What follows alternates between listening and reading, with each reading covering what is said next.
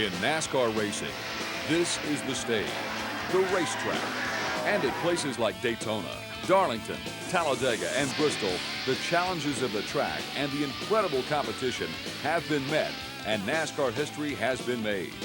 Join us on Legendary Tracks Unforgettable Moments from Sony Music Video as we tour NASCAR's toughest tracks and relive some of the sport's greatest moments. Buckle up on a high-speed tour and find out what it's like to get behind the wheel in Winston Cup racing. Hold your breath and close your eyes. Basically is what I try to do sometimes. You're bouncing. You're bouncing, okay? You get in the corner and there's a dip and you hit the dip, your car pushes, you turn it. What are the secrets to high-speed success? As we tour NASCAR's most challenging tracks, crew chiefs will tell us what it takes to come out on top. And along the way, we see what happens when it all comes together to create the edge of the seat excitement that is the best of NASCAR racing. Oh, Petty has got to leave it. There's got Walker down below him as Petty split up high. Labonte is sideways. He crashes and he wins anyway. It's all here. The great tracks, the great drivers, the great races. Join us on Legendary Tracks Unforgettable Moments. Available wherever videos are sold from Sony Music Video. NASCAR, hotter than asphalt. 10 hot songs from 10 hot performers. The one and only album of its kind. Country on the Fast Track. 58, pick up! I'll be right with you. I'll take this anytime you're ready, fellas. I got this, guys. Oh, I got it. I got a NASCAR MasterCard right here. Nah, guys, I get this. I got my own NASCAR MasterCard. Well, mine's better. Well, how you figure that? Well, obviously my picture's on it. Well, I got my picture on mine, too. Well, I'm better looking. No, I'll get you some coffee, fellas. come on, you guys. Join NASCAR's greatest drivers and carry your own official NASCAR MasterCard. To apply, call 1-800-4NASCAR and choose from NASCAR's hottest drivers. You'll get a low introductory APR, no annual fee, and plenty of benefits to put you in the lead. What'll it be, fellas? I don't have all day. All right, we'll flip for it. Heads I pay, tails you pay. All right, but we use my card to flip. What's the difference? It's prettier. Oh, my gosh. I've heard it all now. He's got a point. To apply for your NASCAR MasterCard today, call 1-800-4NASCAR. I'll give you Excuse me. If they ever finish Oregon, tell them this meal's on the king. The official NASCAR MasterCard. Apply today.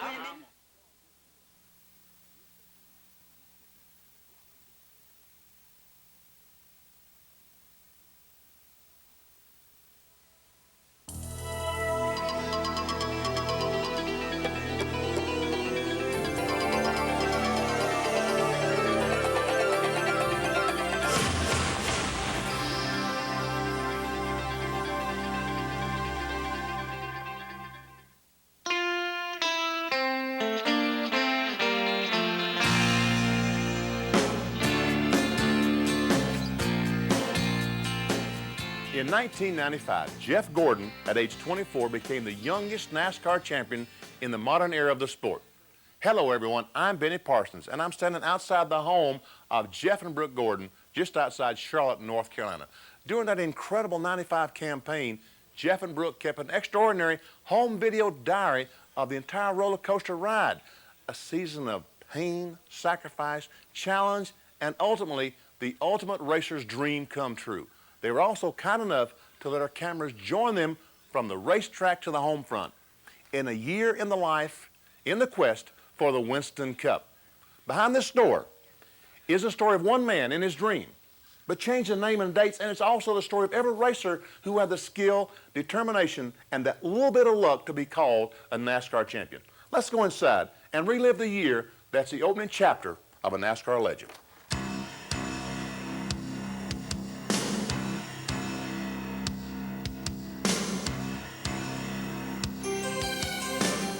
Throughout the history of the sport, the quest for the Cup starts here in Daytona. True when they ran on the beach, true when Richard Petty set the standard, true today. For Jeff and all the drivers, a win can set the tone for a season. Failure can cast a season-long shadow if you let it. Jeff's 1995 run in the Fable 500 was not the stuff of dreams, and he knew it well. But as he would one day find out, nor was it a true indication of what lay ahead. Brooke started getting it all down on tape.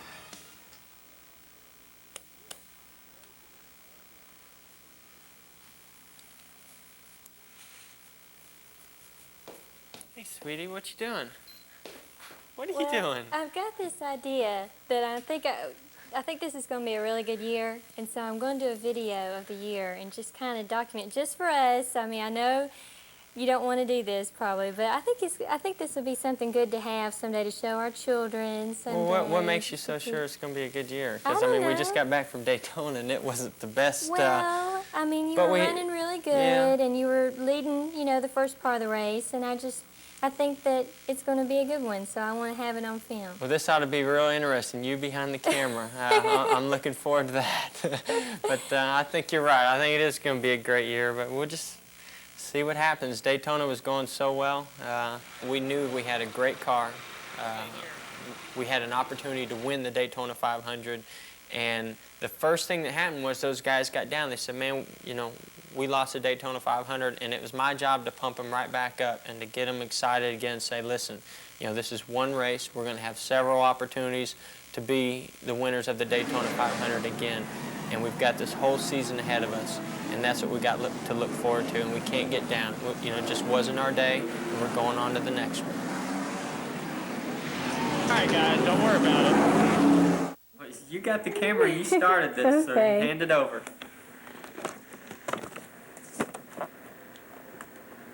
Oh, boy, I don't know if I can get used to this. You're inside there with me when I'm on the racetrack, so tell me what your feelings were. I mean, what was going through your mind, you know, through that race? Well, I mean, you were doing so good, and I was so excited, and then the rain came.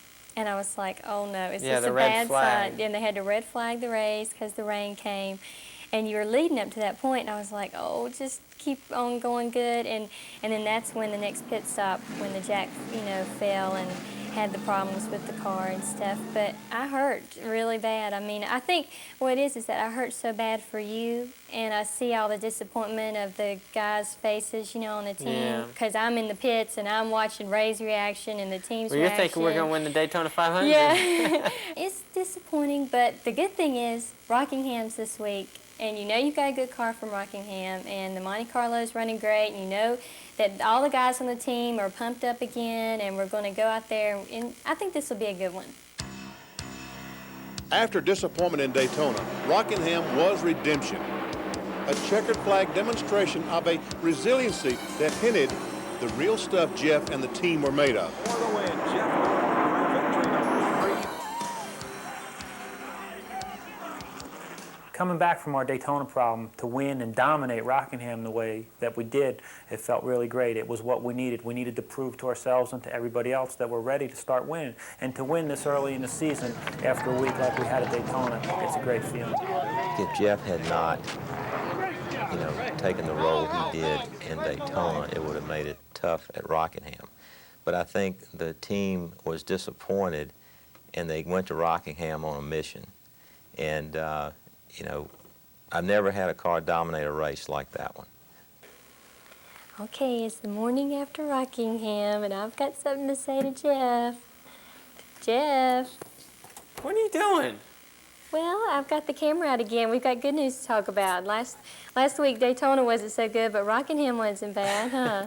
No, I'm happy now. I'm all smiles, and I got a lot to talk about. But you know, it's exciting after Daytona to have the weekend that we had, things going so well, the disappointment, and we had to bounce back right away. And we certainly did that in Rockingham in a big way. The pole, the win.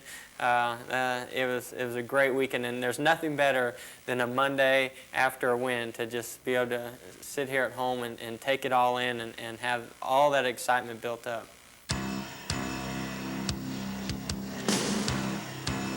At Richmond, Jeff won the pole, but finished 36th. A week later, he was back on track. Another dominating performance to his second win of the season, and he jumped from 13th to 6th in the points. Brooke, where are you at? I'm back. I've got the camera. I was hoping you had that camera again. More good news, huh? We've won Atlanta, so we'll just get the camera out every other week. And that sounds good. Hopefully we'll be talking about a victory. But not a bad start, huh? Another great weekend in Atlanta. And, wonderful things to talk about, smiles on our faces. Got another Coke, so it's just things are going great right now. So we keep bouncing back. You know, we have a down weekend, boom, we come right back. So now we got to get that consistency going, and this could be a great year. At the track too tough to tame, things looked in control until the lady in black caught him. All right, let's go back to green, shall we? Sterling Marlin up front with Bobby Labonte second, and Jeff Gordon is third. The crowd that gathered here early today is still here. Nobody has left. We've got a lot of laps to run. We are back to green. And none of the leaders made a pit stop. Whoa! And Bobby Labonte gets in the 22 car and Jeff Gordon right in front of Jeff Gordon. Gordon gets the worst of it, I believe. He finished 32nd. It was a tough day on both Jeff and Brooke. Since you're killing me again here at Monopoly, I think I need to do some interviewing on you or something here. Get your side. I'll be the interviewer here again. All right, we're taping. Well, we don't have as exciting news to talk about this weekend, but you know, Darlington, we were running good and things were going well, but you know, I crashed, and I just want to know what goes through your mind. I know when I'm out there in the race car and I'm going through something like that, I mean, I'm just trying to save the race. I'm not thinking of myself, but I can't imagine what's going through your mind. Well, I mean, that's all I'm thinking of. I can remember I was just sitting there in the pits and everything was going really great. I even heard Ray on the radio saying, you know, take it easy a little bit, you know, I mean, because you were just really running away with it, doing really good. And then there's a crash in turn 1, and every time I hear that on the radio, I know every wife feels this way. Your heart just stops and you just wonder, oh, is it your husband or is it Jeff? And all I could think of, oh, I hope it's not Jeff. And it was, and you were in the wall. And luckily, no one was hurt in the crash. And it was just the car that was hurt. And that's tough. And I was, you know, I was disappointed. And the guys, they were disappointed. But the first thing they tell me, they say, Brooke, he's okay, because they know, they see me over there, and I'm, you know, getting nervous, and you know, it's almost like you're in shock for a little bit. It's like your heart kind of stops beating for a couple seconds till you know exactly what's going on and how serious the accident is, or, you know, how bad the wreck was, or injuries and everything. It's amazing, too, how quick things can turn around. I mean, things can be going so well. I know, your life can change in a minute. Gordon answered the questions and his skeptics on the treacherous high banks of Bristol. Here comes Jeff off the 4th corner. Is he going to win it? Yes, he will. Jeff Gordon takes the checkered flag and wins his first career short track. Bristol is a place that we've always had trouble at. I don't think we've ever finished a race at Bristol. Now we've won one there. It was good because we weren't the fastest car all day. It was good. The pit crew guys got a lot of work. We showed that we could adjust on the car and make it better. Jeff showed a lot of patience, a lot of maturity, and showed that he's got what it takes to keep on going, to win more races, maybe someday be a Winston Cup champion. People said, okay, Jeff Gordon can win at Daytona. He can win at Rockingham. Now, if he's shown he can win the Bristol race, you know, that's a short track, the toughest short track, then he is for real. And he can win everywhere, and he can win every race. So he's capable of winning every race. So I think that was kind of an endorsement by the rest of the sport that this kid is for real. We never won at short track. What do you think about this win? This might have been the sweetest win of all of them. You know, to win on a short track, it proves a lot to myself. I didn't know if I had or the team had what it took to win on a short track. So this is a very, very special win. Things are really, really going well, and you know, I just don't know what's next. I mean, we're 4th in points. We're right where we want to be. I mean, our goals this season have been to be in the top 5 in points at the end of the year, you know, to win 4 or 5 races. Now we've won 3 races. This is unbelievable. Oh, I was so glad to see Bristol be over with and you in the victory circle. I never thought I'd see that day. That was great. It seems like Bristol's the type of race where you can have the best car and it's so easy to get caught up in a Oh, wreck. definitely. And just to be able to come out of there with all 4 fenders on the car is one thing. To come out of there with 4 fenders and a win is unbelievable.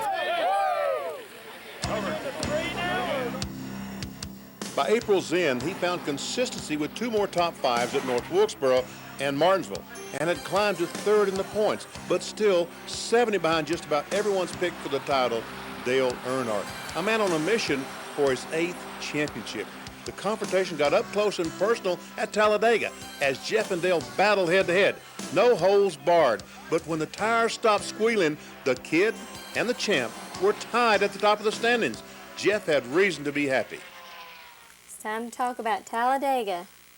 That was exciting, huh? That was an exciting. What a race. That was an exciting What a finish. race. I know it.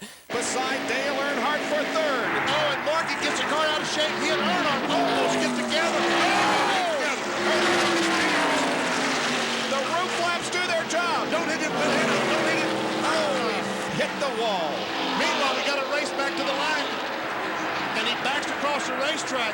And Sterling Marlin avoids him. He just slowed down and got out of the way. Here we go. It comes down now to a battle between Mark Martin and Jeff Gordon off of corner number 4. Jeff Gordon looks to the inside as they come to the tri-oval. Will lead them down, however, he's got the advantage. And there's the checkered flag. Mark Martin wins the Winston Select 500. I never thought that we'd ever come out of there with a 2nd place finish, tied for the points lead. You know, gosh, what a turning point in the season for us. And, you know, just when you think things can't get any better, you have a race like we had at Talladega. Even though we didn't win, I feel like we did win. I agree. It was like a win. We were so excited. And to run those guys down. Yeah, there you know, at the end. And Sterling came out and helped you. Remember, I didn't want to necessarily help Mark Martin win the race, but I wanted to do whatever I could to better my position. And I almost thought I had Mark too. So it was close. It was an unbelievable race for us. I think it's too early to think for us at all. I mean, not only is it too early in the season, I think we're too young as a race team to start to worry, to think about that kind of pressure. We've had some great finishes, and we've been pretty lucky, and it's an honor to be leading the points right now or tied, but I don't want to put that kind of pressure on everybody. Right now, we've still got to go out and do the best we can every week and try and get some more wins. We really like winning those races. Well, at that point, we were thinking it's going to be a war because Earnhardt's not going to roll over, and you could sense the level of frustration he had over this young kid. You know, he called him Wonder Boy, I guess, but it really, Jeff was beating him. And Earnhardt can take, you know, having a problem and someone moving up in points. But when you beat him, you know, week in and week out, he doesn't like that a lot. So I figured that we would start developing this rivalry, and it did start. May was a roller coaster ride. They could have cracked from within, but the team came back. They were still 3rd in the points, but it was a month of many emotions. You know what? We need a break from this game because I'm killing you already. Okay, all What's the property new? and everything. Let's catch up on our taping. Yeah, you're a little bit behind. Well, May has been hectic and busy, so let's. We haven't really wanted to have to focus on this month. Huh? Let's talk about May. Well, let's talk about it. I mean, Sears Point, the road course, you finished well there and really showed that the team can run in a road course. The month started out well. We were real happy with the way we ran at the road course. Had those guys, you know, in sight. So that was you know, very reassuring and exciting to know that, hey, not only have we run good on the short tracks and the super speedways, intermediate tracks, I was worried, and I think we were all worried, and I think people were looking to see what's going to happen when Jeff gets to the road courses and this team gets to the road courses. And you know, we were able to show, hey, you know, we're there. We've got, you know, we've prepared for this. We've got our game plan down, and we've been able to run well at all different tracks. What about the Winston Select? Oh, that was awesome. I mean, like I said, this month has started out great. I guess it's just the ending that we're thinking about, but to go from the road course with a high, even though finishing third was like winning, you know, at Sears Point, that was like winning to us. So we came off of a high, come into the Winston-Salem, and we've been working so hard for this race. Because Rick Hendrick had never won the Winston-Salem. Never won the Select, and Charlotte's our track. I mean, Charlotte has just been so good to us. So we get there, we've got a great car, we've got the best car, and we go out there and win all 3 segments, and I mean, just blistered them. Yeah, I was glad you got by Daryl and Dale Earnhardt. Oh, I know, it was exciting. I mean, when that wreck happened and you were the one that came out on top, I was just holding my breath that whole segment, I believe. You and me both. That was the neatest feeling in the world to go and win that race. The way we won it meant a lot because, believe it or not, that was planned and talked about, and we said we wanted to win the Winston, but we wanted to win all 3 segments. We wanted to dominate it, and we wanted to show everybody that we had the fastest car. We worked real hard. We built a brand new car. It was built just for that race. Jeff came in that day and got everybody together in the truck and told them, look, this is the way it's going to be. I'm real serious. I want to win this race. We're not going to do any interviews during the race, anything like that. We're going to focus on this thing, and we're going to celebrate when it's over. So it was really, really a good bonding lesson for the team because we set some goals, and people thought they were unrealistic, and it turned out they weren't. Now's the bad part of the month. What about the Coca-Cola 600? Now comes the part this is why we didn't want to pick up the video camera, but since you did, you know, those are times that we've got to get through.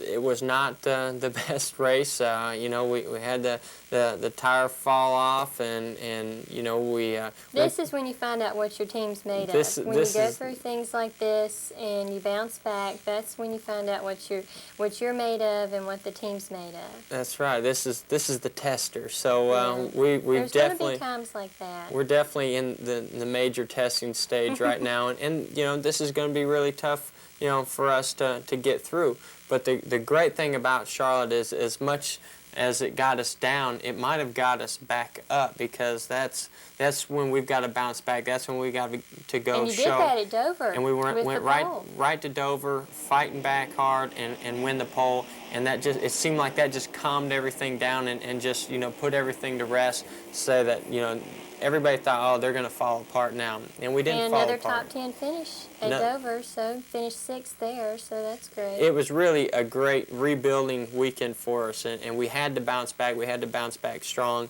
and we did that. Had a problem in the 600. Those things you have to learn from. It was a mistake.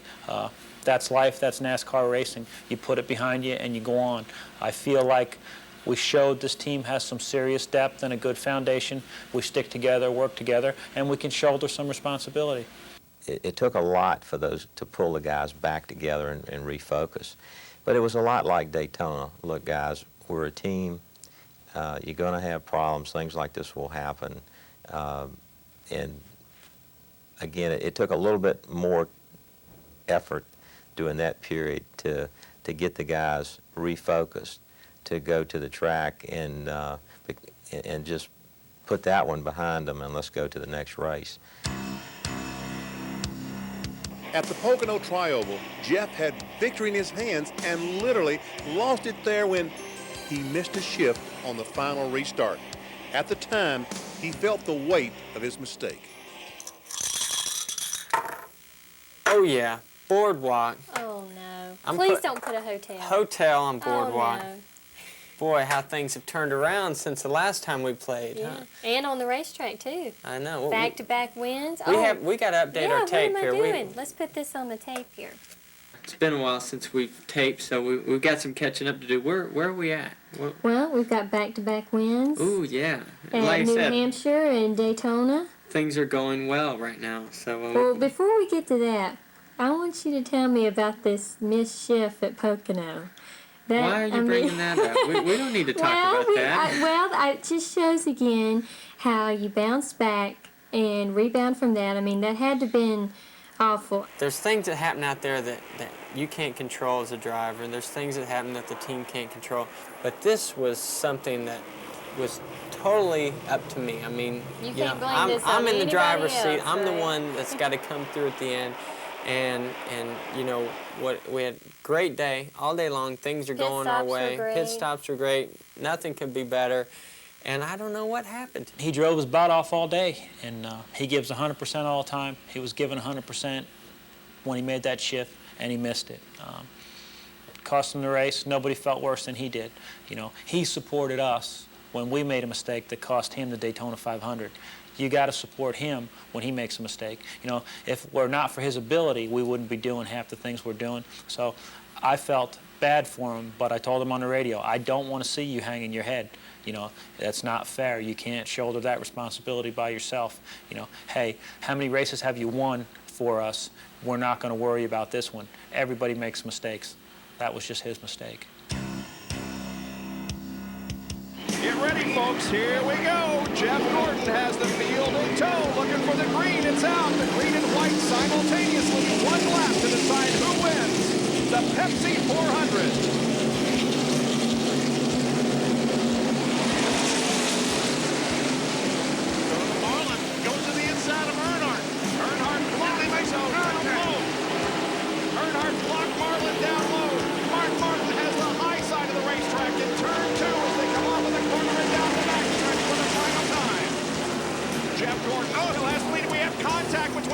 But everybody keeps it straight. They battle for position. Sterling Marlin down to the outside. Earnhardt. He's by Earnhardt. Jeff Gordon, though, has about a car length and a half lead on Marlin and Earnhardt as they battle for second position to the third and fourth corners. That battle side by side should give the race to Jeff Gordon. Here they come. Jeff Gordon has the lead. Earnhardt moves to the inside. They scramble. It's Jeff Gordon winning. And I think Marlin got second. Right. Yeah. Come here, lad.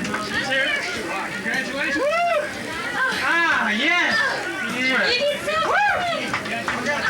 we got all kinds of it. We got plenty of it. Winning the race at Daytona was a tremendous feeling. That was our first ever super speedway restrictor plate win. I mean, I know we won the 125 and we won the Busch Clash, but that was a firecracker 400. That race has got a lot of history. It still gives me chills, you know, to think about it. It was a really neat deal, and it was really neat the way he won it because it came down to a shootout, a one-lap shootout, where the way he shifted the car was very, very important. And he was so good at shifting that he won the race. And it was good justification for him because of the Pocono incident.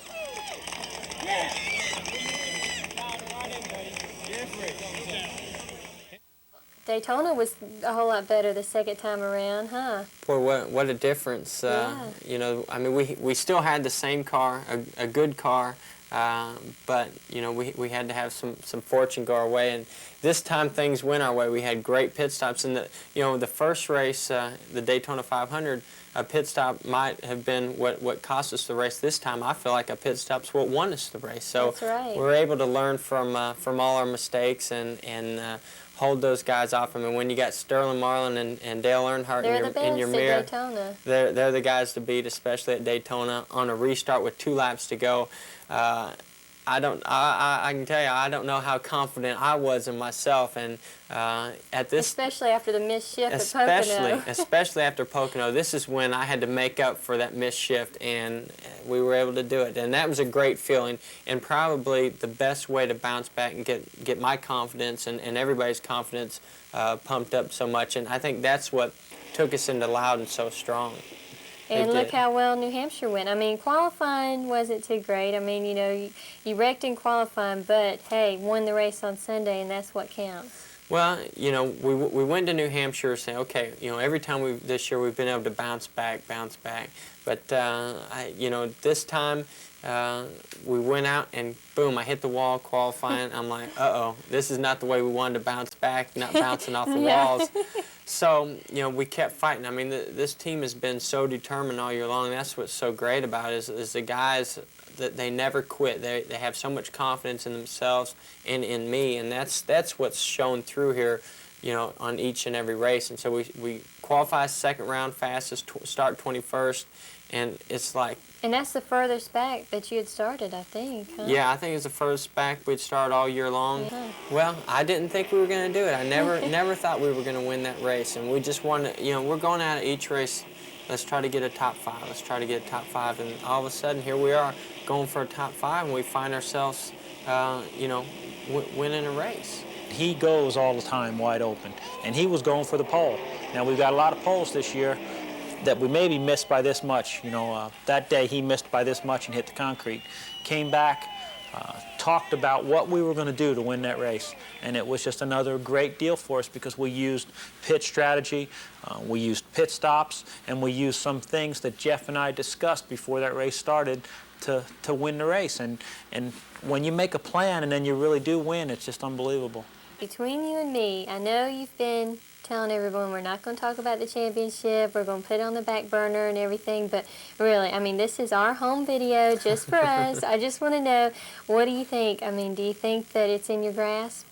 Well, I don't know. You know, we're talking about 7-time champion Dale Earnhardt, Sterling Marlin, Mark Martin, Rusty Wallace. I mean, these guys, they're tough. They're the best. And, you know, we're going to have to really show what our team is made of if we're going to win this championship. But I never dreamed that we'd be in this position, that we'd even be talking about this. So there's no telling what can happen. But I think from here on out, inside and as far as the team's concerned, we're going for the championship. Still too early, and you got to remember who's behind us. You know, I just think, you know, you wouldn't take a young fighter that you're bringing up through the ranks and throw him in the ring with Mike Tyson. And right now, I don't feel like this team is ready to get into the ring with Dale Earnhardt. I want to switch roles here and ask you what you think. Do you think that we can win this championship? Well, I mean, the way you look at it is, you start the season just wanting to be the top 5 in points. Okay, and you've pretty much been there this whole season long so far, and we're just halfway. And the team is really growing, and everyone's working together so well, and just, I mean, you can just feel just the excitement in the guys and just how well they're gelling together, and Ray is really happy, and he's just overseeing everything. So you think we can do it? Well, I mean, deep down, I really feel like you can, and I think that you have the ability as long as everything keeps going your way, and I think that Ray has all the, you know, talents to keep everybody together, and he always has those great pit strategies, doing the 2-tire stops here and there, and I mean, you never know. Quit beating around the bush. I know, just you tell us. never know, but I think you can do it. Atop the points, the season shaping up as a dream come true turned to a nightmare at Talladega Superspeedway. An incident that would send his teammate on a horrific airborne ride had a nerve-shattering effect on the young warrior, who still managed an 8th place finish. What are you doing? Well, I've got the camera out again, and I thought we'd put another segment on the video camera. We got to talk about Talladega. I'm not sure if we want to talk about Talladega, do we? Well, we're going to document the whole year, and we're going to document the ups and the downs. And I know how difficult Talladega was, especially for you. And so what you're saying is we got to talk about the good things that happened this year, but we got to talk about the bad things that are happening too. Yeah, okay. I mean, they're few and far between, but we still got to talk about them. I understand. All right. Well, Talladega was looking like it was going to be a real good weekend, and you know, I guess if you look at it, you know, from a couple different ways, it wasn't a bad week. I mean, we had a finish. We didn't have a DNF, but then when you really look at the picture, what a tough weekend, really probably more mentally. What I really can't get out of my mind is that, you know, thinking about the whole incident with Schrader, I mean, that was I mean, obviously not as tough for me as it was for Schrader. I mean, being able to race with your teammates is the greatest experience in the world, but when you have a collision like that is so non-intentional, and you look in your mirror and you see, you know, your teammate, you're going, please, please don't, you know, don't get airborne, don't get airborne. And the next thing, you know, he's airborne and flipping down the backstretch. I mean, it scared me to death. But, you know, I was so glad to know that he was okay, that, you know, and really, I got so down on myself at that time, we started going backward. You really couldn't drive the race. I think it was hard to forget about it. I was just not focused at all, and I was worried about Kenny. I mean, I mean, I didn't want to hit anybody like that, but you certainly don't want it to happen to your teammate. It was a real tough day. We had a fast car, led a lot, felt like we should have won again. Left the car out one time, got hung out on a pit stop, used tires on it, car got a little bit loose. Jeff got into Kenny, and Kenny took a bad crash. You know. You know, I've never been in that situation, so I don't know, but there was a point on the radio there where Jeff thought he had actually killed Kenny, and he just lost his composure a little bit, and we had to get him back and let him know that we needed to finish this race. And a lot of that credit's got to go to Kenny, because Kenny came down to our pits to make sure that Jeff was all right and knew he was all right, and that was the way that that he was able to keep going, because at one point in that race, Jeff just wanted to park the car. Jeff was on the radio and he was crying, and he said, is he okay? And, you know, I'm sorry, I'm so sorry. I immediately went to the hospital to see how Kenny was. And there were 7 other drivers in there, including Terry was in it too. So Kenny came out and he knew what had happened. And he and I were talking, and I said, Jeff's tore up, and he didn't mean it. And Kenny said, I know he didn't. And Kenny got on a golf cart and went up to the pits and got on the radio and said, Jeff, do your job. I know everything's fine. The best thing about was that Schrader gets on my radio and he says, Jeff, don't let that bother you. You know, you go out there and you run your own race.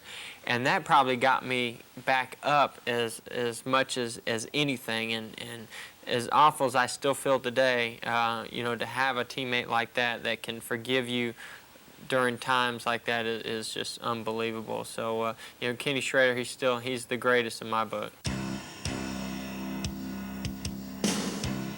A pole at the Brickyard, and then 4 top 10s left Jeff with his biggest points lead of the season, 176 over Sterling Marlin, with Earnhardt lurking just behind. We're right on track. This is amazing. I can't believe the way this year's how it's turning out. I mean, we're leading the points. This is unbelievable. You know, I don't know what's going to happen next. Jeff didn't disappoint at Darlington. He spun, but it turned out just to be a short detour to victory at one of NASCAR's crown jewels, the Southern 500. His point lead extended to 217 over Marlin and Earnhardt. All right, I got the camera this time. Let's see what Brooke's up to. I found her in the refrigerator where she found me the last time we won a race. Hey, sweetie. Hey. I found you. You beat me to it. I know it. I got the camera this time. We've got good news to talk about. Huh? Every time we're in the refrigerator, it's because we've won a race or something. That was probably one of the best races this year. I mean, Darlington, the Southern 500, it has so much history and tradition. I mean, just for you to win that race means so much. And the team, the guys were all pumped up. I can't believe I won at Darlington. I can't believe it either. Especially after the spin. Oh, I know it. Oh, I couldn't believe it. When I saw you spinning, I was like, oh my goodness, well there, you know, we'll have to salvage a good finish from it. And then, boy, you really did. Well, we were hoping that we could win the Southern 500 and people would stop calling us Yankees. Darlington was another great statement for this team. I mean, we came back from a brush with the wall, made several pit stops, worked on the car all day, and ended up beating Dale Earnhardt at Darlington. It was a great effort. It gives us so much confidence, and it shows people that we're for real.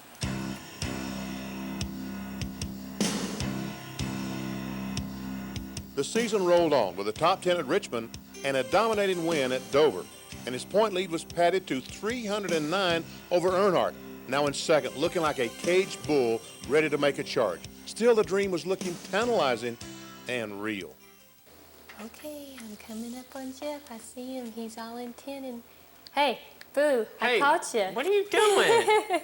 Why are you sneaking up on me? Another basket Look what we got. From Rick Hendrick, I guess. Oh, man, we got the good stuff, too, boy, I tell you. You're all intent looking at it. I guess this means another win. Well, won a race at Dover, and what a day, what a race car, what an effort. You know, it just seemed like that thing was on a rail, and you know, some days you get race cars like that, some days you don't, but those things don't come along very often to have, I think we led like 400 laps. Man, what a day. And the night before, Ray told me on the phone, he said, we're junk. He said, we're not going to run well tomorrow. You ought to, you know, don't expect anything great tomorrow. And I get to Dover, and the car takes off. He changes everything on Sunday morning. And Jeff was just in a groove, and his rhythm was great, and just drove away from him all day long. Well, you got one at the Monster Mile. What's next? Well, you know, I mean, I'm looking at this season, and we're saying, don't talk about points. No, we can't win the championship. We've got to, you know, get more years under our belt. And I tell you, I don't know how to take this. I don't know how to believe it. It's happening so fast that, you know, we can't really control it, and maybe that's good. Maybe that's a good thing. We might end up winning this championship after all, and things sure are looking good right now. So keep our fingers crossed and hope that God stays with us. And you never know, we might be on the stage in New York. At Charlotte, Dale charged from last to second, and while a mechanical problem sent Jeff plummeting to 30th. Then Jeff's 20th at Rockingham, coupled with Dale's 7th, left Jeff's lead at 147, by no means insurmountable. With the pressure on at Phoenix, the hard-won season of the campaign paid off. Well, we're winding down the season, and we just got back from Phoenix, but we haven't gotten the camera out for a little while. That's just what I was thinking. You got the camera? Yeah, always prepared. I thought we'd maybe do a couple races here, talk about it. We need to start with Charlotte, though. Charlotte was an interesting week. Boy, I mean, we're getting down. It's like, I guess this is what championships are all about. You know, you can't have it go your way all year long. And you know, Charlotte's been one of those racetracks that has been so good to us, and this year's been that track. It's like, okay, we're gonna teach you guys. You know, can you do it? Because we're gonna make you work for it. And we got out of Charlotte with you know, a pretty tough day, a tough finish. But you know, earlier in the season, every time that we had a tough run, we were able to bounce right back, and that's what was so great about, you know, going to Rockingham. We're like, okay, we're going to bounce back, we're going to bounce back. And Rockingham was even a tougher day, I think. Maybe the finish wasn't as bad, but it was one of those days where just nothing went our way, and now we're starting to think, you know, is it going to happen? You know, are we going to lose this championship? We've had this big lead in points, and I guess, you know, that's why Earnhardt is so good. I mean, the guy has won, you know... They never give up. They never give up. He's won 7 championships, and, you know, that is absolutely amazing. Here we are going through a season where we're working on trying to win our first championship, and it is tough. We went into Phoenix, I think, with a lot of pressure on the team, on myself, because we had a couple bad races, and Earnhardt's making a charge at us and closing things up dramatically, and we really had to do something this weekend. And it's a great day when you can take about a 10th or 12th place car and turn it into a 5th place finish. How about when the tire was rubbing? Oh goodness! The fender was down on the tire, and Rusty and Earnhardt said that you needed to come in. I leave pit road, and you know, I don't know what happened. Somehow, you know, we were all flying off pit road, then we had to slam on the brakes, and I got in the side of, I think, Derek Cope or something, and bent up my right front fender, and I was like, uh-oh, you know, what'd I do? Trouble. And then those guys start telling me, you know, Rusty's out there going, you know, I didn't know if he said I had a flat tire or the fender was rubbing or what. And then Earnhardt's up there telling me the same thing. I'm like, oh no, what am I going to do? You know, I don't think these are the best guys to listen to at the time. The tire was smoking all the way to the finish, and I didn't know. It definitely could have gone flat. It could have blown at any time. So we were very lucky at Phoenix to come out of there with a top 5 finish. Didn't lose hardly any points, and now we're going into Atlanta, the last race of the year. All we got to do is basically start the race. I'm starting to get a little bit excited. I'm very excited, but still, I mean, there's that 1% that I don't like. Know. I don't like that 1%. Chance. Yeah. So it could be the greatest weekend of our lives and the greatest day to be able to win a Winston Cup championship, or it's going to be the most disappointing day of our lives. Championships are won on the track, and the Hendrick Motorsports crew worked hard to ensure nothing came between them and their mission. Still, Jeff may have been confident, but he was nervous as the dream of a championship was poised to become reality in Atlanta, the final race of the 1995 season. And in his 3rd full season of competition, he becomes only the 22nd driver in history to wear the crown of NASCAR Winston Cup champion.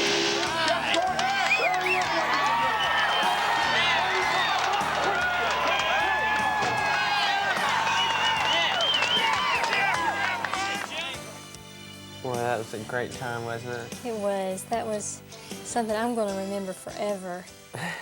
It was such a relief to finally know that you won the championship and we're celebrating and we're getting ready to go to New York and have the big party.